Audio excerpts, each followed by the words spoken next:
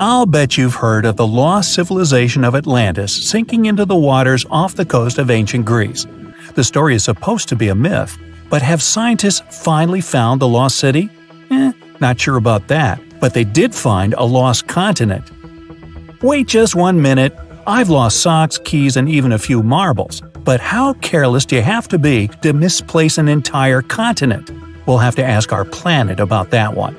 Earth lost what was called Greater Adria between 100 and 120 million years ago. So, how did that happen, and where did it go? The only way to describe the process would be kind of like a snake slipping through rocks or going down into a hole. It's easier to imagine losing a continent when you think about how hard it is to find a snake that's escaped your curious stares. Most snakes don't leave trails. In fact, if you weren't around 100 million years ago to watch that snake slide beneath a boulder, and I wasn't, you'd never know it happened. Just like scientists might never have found Adria if it weren't for the snakeskin, the mountains. Let's say your fleeing snake slithers under a rock.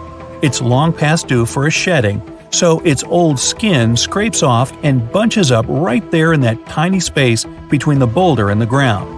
That's what Greater Adria did. When it broke off from a humongous landmass known as Gondwana, stick around for more on that here in a few, the Greenland-sized chunk headed north. When it eventually crashed into Europe, it slipped under and caused the meeting place of the two continents to fold and scrunch up. For years and years, it just kept going, and those folds kept growing. In the end, it left behind very obvious and famous traces. You might even have gone skiing on them during a winter vacation. I'm talking about the Apennines and the Swiss Alps. Professor Douwe van Hinsbergen, the geologist who led the research team responsible for this colossal discovery in September 2019, has his own analogy.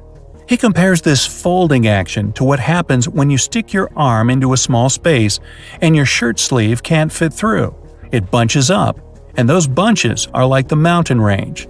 You might be wondering if other mountain ranges have similar origins. They do. Ever push sand together with your hands?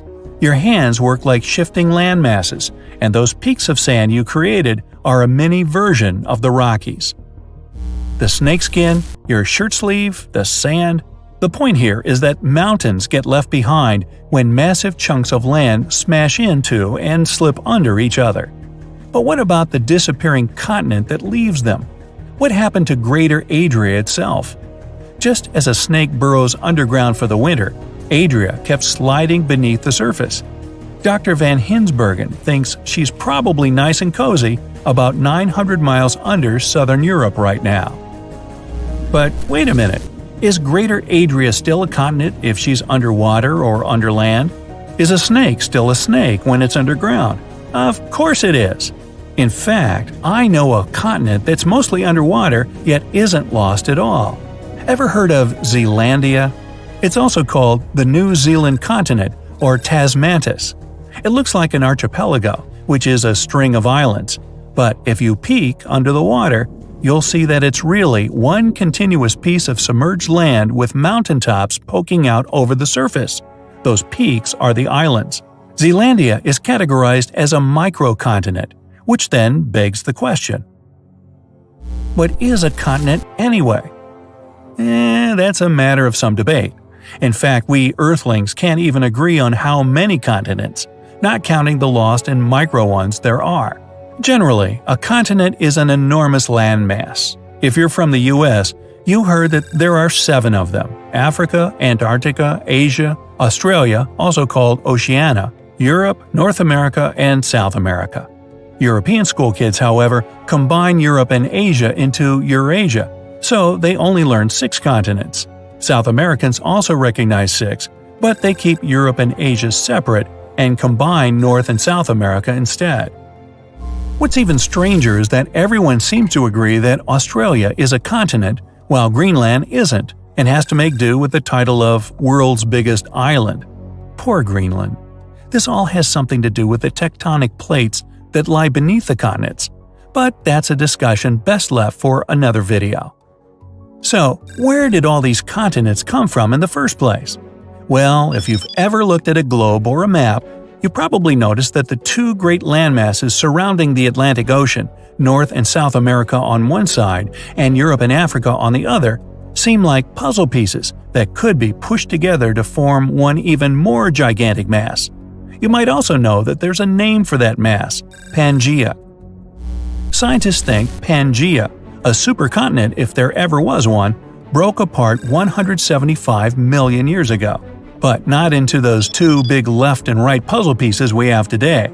Instead, the split probably ran horizontally, leaving a connected North America, Europe, and Asia on top, a mass called Laurasia, while South America stuck it out with Africa, Antarctica, and Australia in a mass known as Gondwana.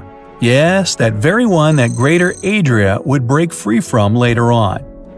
So, if you took all of Earth's land masses, continents, microcontinents, islands, and archipelagos and squished them together, would you get the original blob of land known as Pangaea? Nope. Not only would you be missing the parts of continents that lie underwater, like the masses connecting archipelagos, you'd also be missing all the ones lost over time. Oh yeah, there are others besides Adria. Scientists are looking for them, and they've already found some. One of those lost continents is the Rio Grande Rise. It's a stretch of underwater seamounts that's been dubbed Brazil's Atlantis. Greater Adria lay somewhere between North Africa and southern Eurasia. Hey, that's right around the Mediterranean Sea, and the Mediterranean is where Greece and Athens are. So, Greater Adria must have been Atlantis, right? Doubtful. Historians think Plato made up the story of Atlantis, but could it have really happened? You might think so if you believe the story of Greek deities punishing the civilization for starting a beef with Athens. But a more scientific theory would propose that Atlantis was simply flooded. Or perhaps it could have been one of the islands scraped off and left behind when Greater Adria dove under Europe. Disappointing as it is to say, the one thing we can't be sure of is that Adria itself wasn't Atlantis. The tectonic forces that shoved the continent under Europe did so over 100 million years ago. That's about 80 million years before any human showed up on our planet to start a conflict with Athens or anyone else. If you look at all the world's continents like broken puzzle pieces that formed a shattered Pangaea, you could say that Dr. Van Hinsbergen and his team have spent the last 10 years trying to put that puzzle back together.